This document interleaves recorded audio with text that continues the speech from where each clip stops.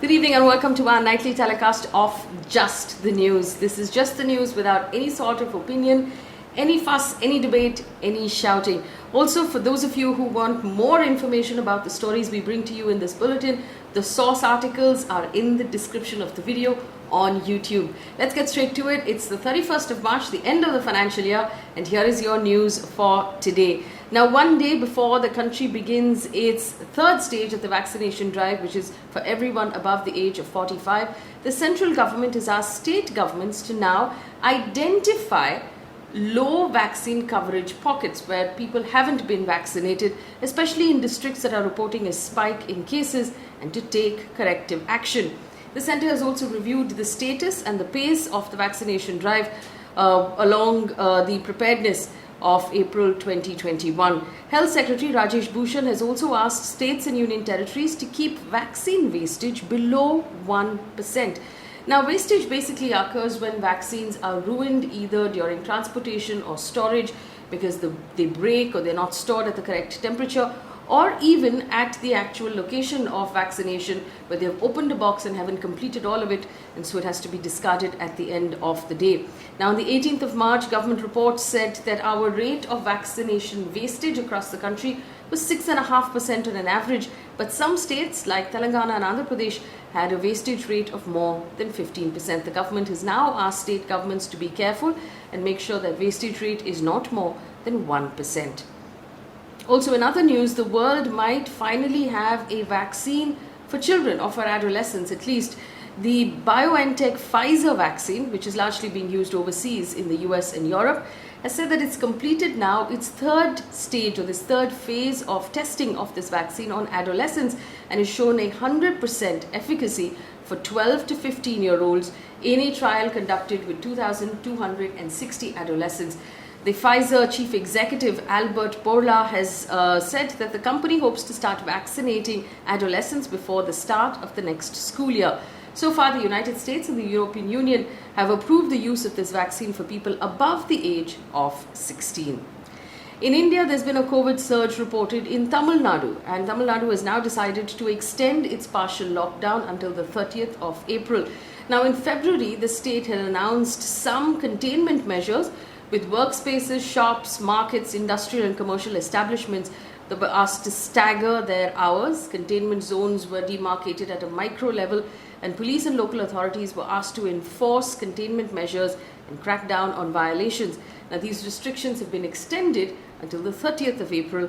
According to NDTV, of course, we've seen the visuals of the pole-bound states. There are also now fresh restrictions on campaigning, international air travel. Prohibition will continue except for permitted purposes. Tamil Nadu has reported 2,342 fresh cases in the last 24 hours and 16 deaths. Of course, it is worrying to see the visuals of the campaign where people are packed together like sardines in the hundreds. And to also read these numbers, hopefully campaigning will also adopt some of those restrictions going forward. Now, let's take a look at Madhya Pradesh. Due to a surge in COVID cases, Madhya Pradesh government has extended the suspension of passenger bus services with Maharashtra until the 15th of April. Operations were previously suspended from March 21st to the end of March, which is today. That has now been extended to the 15th of April. Maharashtra remains the worst affected. It's reported 27,918 cases and 139 deaths in the last 24 hours. In Uttar Pradesh, all government and private schools for classes up to the 8th standard will be shut until the 4th of April. The Uttar Pradesh government has currently said that it's reported 8,500 active cases of COVID. A negative COVID test will also be mandatory for everyone attending the Kumbh Mela in Haridwar, which begins on the 1st of April. Stepping away from COVID, a new report by the World Economic Forum is worrying. It basically says that attaining global gender parity, which is equality between men and women, is now going to take 136 years. It used to be 100 years. The extra 36 years have now been added because of setbacks due to COVID. India, in the meantime, has slipped 28 positions and is now ranked 140 among 156 countries in gender parity. or basically in that gender gap. The World Economic Forum's Global Gender Gap Report 2021. India is also the worst performer in South Asia. Now, the report actually lists the reasons that have driven India lower, one of which is the labor force participation, which fell from 24% to 22%. The share of women in professional and technical roles that has declined further. The share of women in senior managerial positions, which remains low. And only 14% of these positions are held by women, and 8.9% of the firms have female top managers. This is what the report said. Also, the Bombay High Court today was hearing the plea from former Police Commissioner Parambir Singh in his petition to ask for a CBI investigation into the allegations he has made against Home Minister Anil Deshmukh of Maharashtra. The court questioned as to why he had not chosen to file an FIR. It's the Chief Justice of the Bombay High Court, Justice C.J. Datta, said, and I quote, "You are the police commissioner. Why should the law be set aside for you? Are police officers, ministers and politicians above the law? Are you saying you are above the law?" End quote. The High Court also said the FIR was a fundamental thing without which no investigation could in fact be ordered. Parambir Singh says that he was shunted out as Mumbai police chief, and in a letter to the chief minister alleged that Home Minister Anil Deshmukh had asked police officers to collect 100 crore rupees monthly from businesses in Mumbai, effectively alleging very, very serious corruption. In West Bengal, the BJP has filed a complaint with the Election Commission against Mamata Banerjee for allegedly issuing threats to BJP supporters in her rallies. In its letter to the Election Commission, the BJP has said that despite the proactive role of the Commission, large-scale violence is being reported in the last several days due to utterances made by the TMC chief. To support their claim, the letter mentions a video in which it is alleged in a meeting Mamata Banerjee had in Nandigram on the 29th of March. The BJP alleges that she said in the meeting that the central paramilitary forces will be gone one day. She will remain in Bengal. Who will then save her rivals? This is the BJP quoting this video in their letter. The BJP leaders have said that such statements are a threat to free and fair and peaceful elections and need to be brought to the notice of the Election Commission.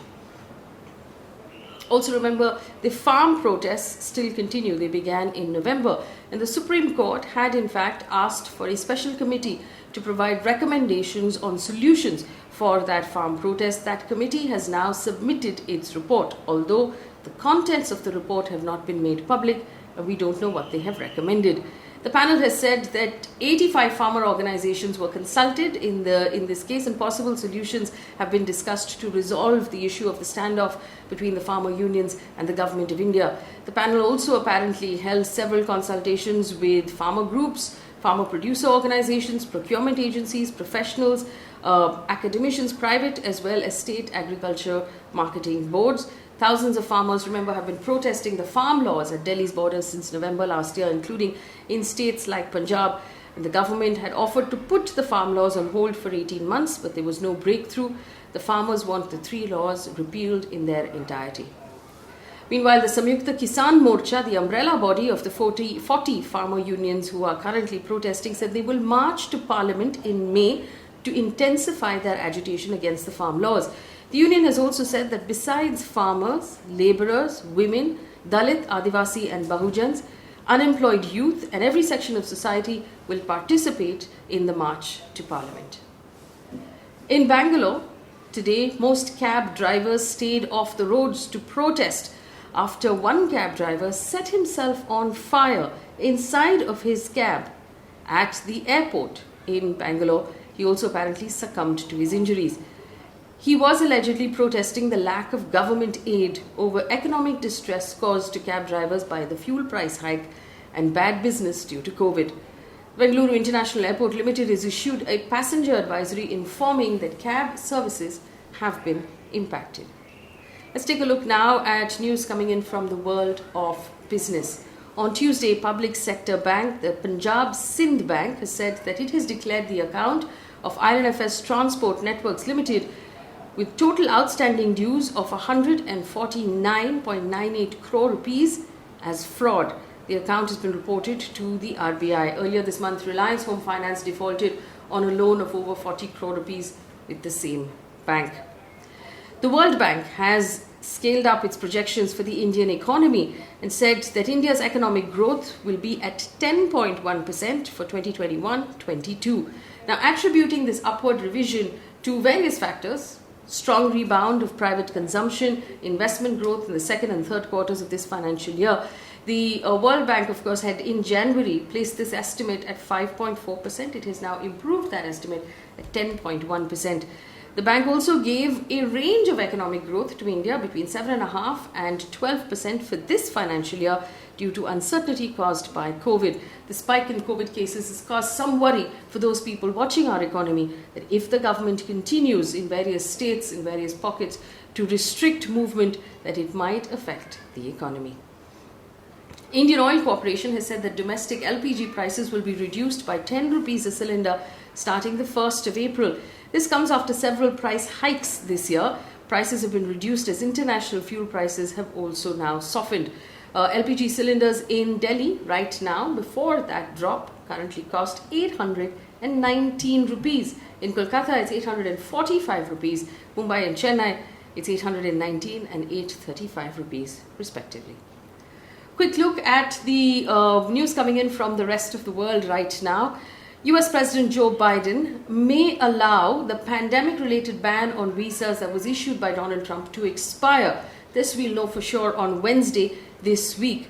Now, this is according to a report by Bloomberg, which quotes people familiar with the matter without naming them. Now, the moratorium, which affected largely H-1B visas used by technology companies to hire foreign coders and engineers, was imposed last June by Donald Trump. Thousands of Indians use these H-1B visas to work in the US.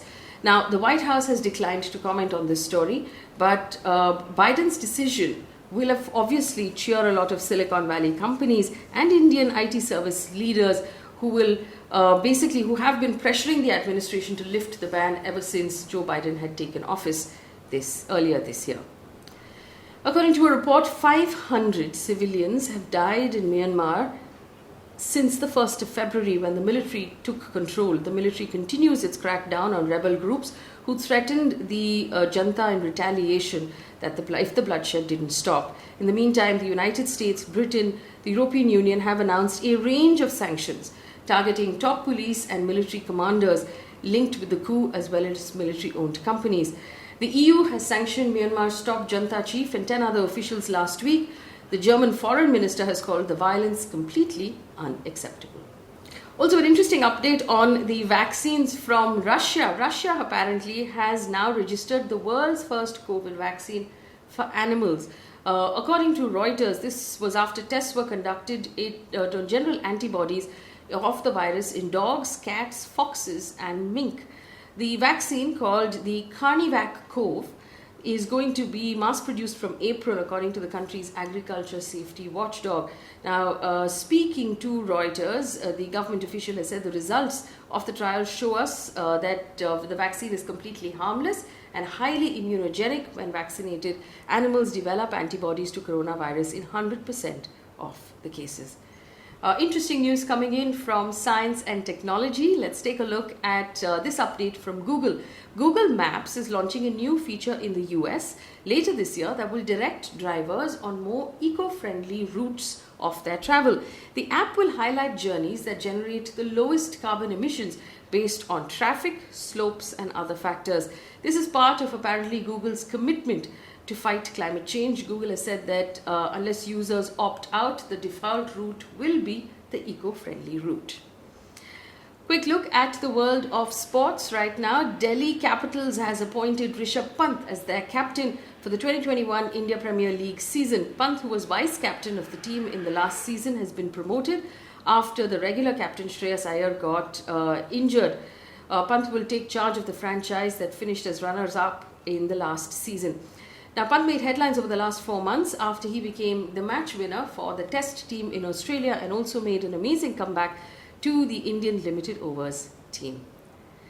Also, Rebecca Welch has become the first woman to be appointed referee officially at the English Football League match. Now, in 2010, Amy Ferran became the first woman referee of an EFL team after match referee Tony Bates got injured. Rebecca Welch was the first woman to get an official appointment to the same position. Welch said on the EFL website that it shows that there is real opportunity for young girls who are wondering if they can take to the whistle, or who are already referees and aspire to become referees at the EFL. And of course, a tidbit of positive news before we let you go. The Punjab government has now announced that women across the state can travel for free on government buses. The scheme would benefit 1.31 crore women across the state of Punjab. Now, before you jump up and say, what is the need for women to have free travel? Those who can obviously travel in their cars will continue to do so. But when there is free travel for women in local buses, more women will opt for it instead of walking. And that would generally mean there are more women in buses. And when there are more women in buses, it generally means more safety for the women already on the buses. I'm going to leave it there for you. That's the wrap of the news. Remember, a couple of things. Read the source articles that we've put in the description. Share this video with anyone you feel might find it useful. Like, share, subscribe to our YouTube channel. It helps us and encourages us to do this more for you. Thank you for watching. Good night.